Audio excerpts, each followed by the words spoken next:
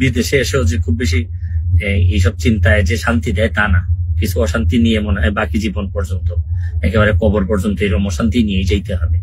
আমার জীবনে অনেকগুলা ভুল সিদ্ধান্ত, ভুল কাজ আছে আমার জীবনে, আমি মানুষ হিসেবে অনেক ভুল করছি।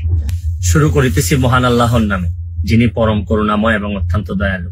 নিউ ইয়র্কে এসে পৌঁছাইছি, এখন নিজের ভাগনার গাড়িতে করে আমাকে আমার বোনের বাসা থেকে নিয়ে যাচ্ছে আমার মা যে বাসায় থাকেন এই বাসায়।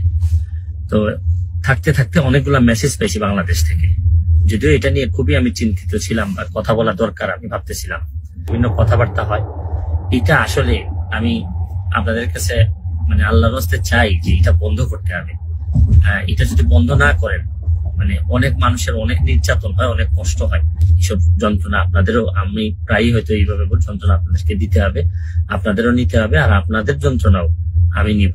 ভালো থাকবেন, সুস্থ